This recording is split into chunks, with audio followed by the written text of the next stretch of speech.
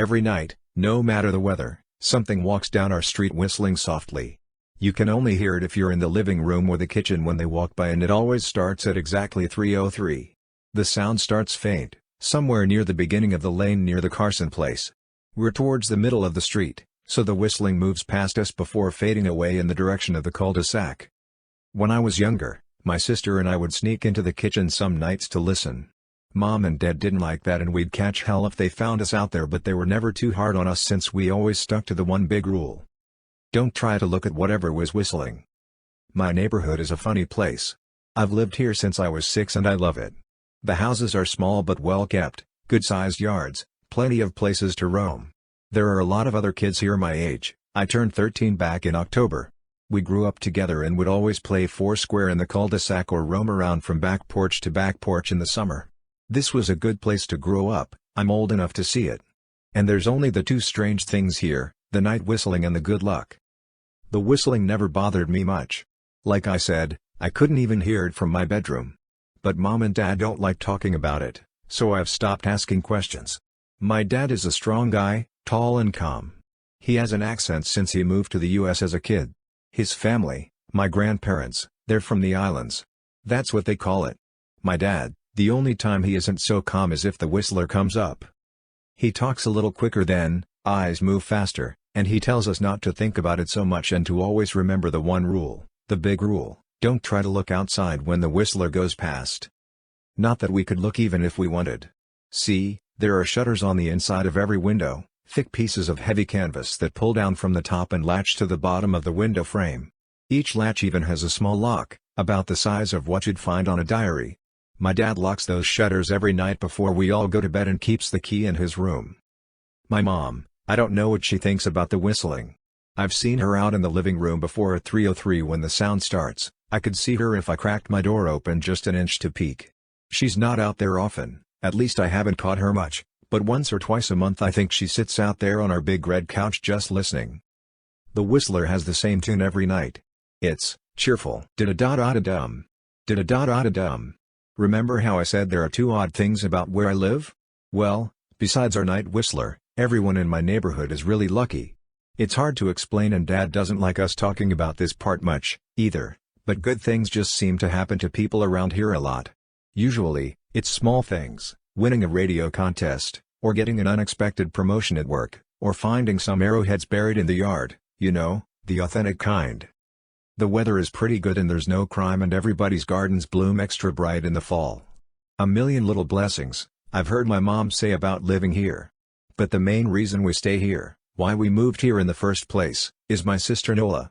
She was born very sick, something with her lungs. We couldn't even bring her home when she was born, only visit her in the hospital. She was so small, I remember, small even compared to the other babies. A machine had to breathe for her. We moved into our house here to be closer to the hospital. As soon as we moved here, Nola started getting better. The doctors couldn't figure it out, they chalked it up to whatever they were doing, but we all could tell they were confused. But my parents knew, even I knew, Nola getting better was just another of the million little blessings we got for living in our neighborhood. So that's why we stayed even after we found out that, for every small miracle that happens here every day, now and then, some bad things happen. But they only happen if you look for the whistler. See, our neighborhood has a welcoming committee. They show up with macaroni casserole and a gift basket and a manila folder whenever someone new moves in. They're very friendly. 4 people showed up when we moved in 7 years ago. The committee made small talk, gave me a Snickers bar, and took turns holding Nola. It was her first week out of the hospital, so they were extra careful. Then the committee asked to speak to my parents in private, so I was sent to my room where I still managed to hear nearly every word. The welcoming committee told my parents about how nice the neighborhood was, really exceptionally, hard to explain kind of nice. And then they told my parents about the even harder to explain whistling that happened every morning at 3:03 and ended at the tick of 3:05. The group, our new neighbors, warned my parents that the whistling was quiet, would never harm or hurt us, as long as we didn't look for what was making the sound. This part they stressed, and I pushed my ear into the door straining to hear them. People who went looking for the whistler had their luck change, sometimes tragically. A black cloud would hang over anyone that looked. Anything that could go wrong, would. The manila envelope the committee brought over contained newspaper clippings, stories about car crashes and ruined lives, Public deaths and freak accidents. Not everyone dies, I heard the head of the committee tell my dad. But the life goes out of them. Even if they live, there's no light in them ever again. No presence. My mom, I could tell she wasn't taking it seriously. She kept asking if this was some prank they play on new neighbors. At one point my mom got angry, accused the committee of trying to scare us out of our new home, asked them if they were racist on account of my dad being from the islands. My dad calmed her down, told her he could tell our new neighbors were sincere and they were just trying to help us. He explained that he grew up hearing these kinds of stories from his mom and that he knew there were strange things that walked among us. Some of those strange things were good and some were bad, but most were just different. After the committee left, Dad went out to the hardware store, bought the canvas blinds, the latches, and the locks and installed them on every window in the house after dinner. That first night in our new house, I crept out of my room at 3 a.m. only to find my dad awake sitting on the living room couch, holding my baby sister. My dad held up his finger in a motion but patted the couch next to him. I sat and we waited. At exactly 3:03 we heard the whistling. Did-a-da-da-da-dum. Did-a-da-da-da-dum. It came and it went just like our neighbors said. The whistling returns each night and we never look and we enjoy our million little blessings every day. Nola breathes on her own and she's grown into a strong, clever girl. My dad even joined the welcoming committee. We don't get new neighbors often, why would anyone want to leave? But when a new family moves in, my dad and the committee bring them macaroni casserole, a gift basket, and the manila folder. I can always tell by the look on my dad's face when he comes back if the family took the committee seriously or if we'd be getting new neighbors again very soon. Not long ago a family moved in directly next to us. The previous owner, Ms. Maddie, passed away at age 105. She'd lived a good, long life. Our new neighbors seemed like they'd fit in just fine. They believed the welcoming committee, took my dad's advice about the locking shutters since they had a young child of their own. Whatever newspaper clippings were in that manila envelope, whatever evidence, my dad never let us see. But I imagine it must have been awfully convincing since our neighbors got along with no issues for the first month. One night, when our new neighbors had to leave town, they sent their son, Holden, to stay with us. He was 12, a year under me in school. I didn't know him well before that night, but as soon as his parents dropped him off after dinner I could tell it was going to be a bad time. "Do you know who is always out there whistling every night?" Holden asked the moment the adults left the room. The three of us were sitting in the den, some Disney movie playing idly on the television. My sister and I exchanged a glance. "We don't talk about that," I said. "I think it's that weirdo that lives in the big yellow house on the corner," Holden said. "Mr. Tolles?" my sister asked. "No way, he's really nice." Holden shrugged. "Must be a psycho killer, then." Nola tensed. "We don't talk about it," I repeated. "Let's go in my room and play Nintendo." We spent the next few hours playing games, eating popcorn and then watching movies. A typical sleepover, but I could see Holden was getting antsy. After my parents had wished us a good night, locked the blinds, and gone to bed, Holden stood up from his beanbag and walked over to where Nola and I were sitting on my bed. "Have you ever even tried looking?" he asked. "It's nearly time." Like most sleepovers, we'd conveniently ignored any suggestion of a bedtime. I was shocked to see he was right, it was almost 3 a.m. I sighed. "We don't." "See, I can't even try to look because my dad locks the blinds every night and hides the key," he continued, ignoring me. "So does our dad," said Nola. "No," replied Holden. "No, he doesn't." "You saw him do it," I said, a little sharper than I meant to sound. Holden grinned.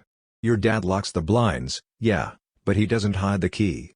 He keeps it right on his normal keychain." "So?" I asked, worried I already knew what he would say next. Because I had noticed that my dad didn't bother hiding the key anymore after all of these years. Because he knew we took it seriously. "So, after your dad locked up but before your parents went to bed, I went to the bathroom. And on my way, I may have peeked into their room, and I may have seen your dad's keychain on his nightstand, and I maybe went and borrowed the key to blinds." Nola and I stared and his grin only grew wider. "You're lying," I said. Holden shrugged. "You can check if you want. Just open your parents' door and look, you'll see his keychain right there on the nightstand." "Stay here," I told both of them. "Don't move a muscle." I hurried over to my parents' room but hesitated at the door. If Holden wasn't lying, my dad would be angry. Beyond angry. I was scared thinking about it. But more scared of an open window with the whistler right outside. I opened the door, barely an inch, and looked in but it was too dark to see. Taking a deep breath, I walked into the room. 2 steps into the dark I froze. The whistling started. And I could hear it clearly, from my parents' room. I never realized but they must have heard the sound every night since we moved into the house. They never told us. I don't think I could have slept through it. I stood there, listening to the whistling come closer, unsure whether I should turn on a light or call out for my dad. Soft sounds from the living room brought me back to reality. "Nola," I yelled, running out of my parents' room. Holden and Nola were standing near the front door next to a window. Holden wasn't lying. I could see him fumbling with the lock on one of the blinds. I heard a click. He did have the key. Holden let out a quick laugh. Nola stood next to him, hunched up, afraid but maybe curious. The whistling was right outside our house now. "I think I made a sound," called out. "I can't remember." Time felt frozen, clock hands nailed to the face. But I found myself moving. I'm not fast, I've never been athletic. Somehow, though, I covered the space between myself and Nola in a moment. My eyes were locked on her but I heard Holden pull the blind all the way down so it could release. I heard the snap of it start to raise, and I heard the whistling just on the other side of the window. But I had my arms around Nola and I turned us so she was facing away from the window. At the same time, I jammed my eyes shut. The blind whipped open.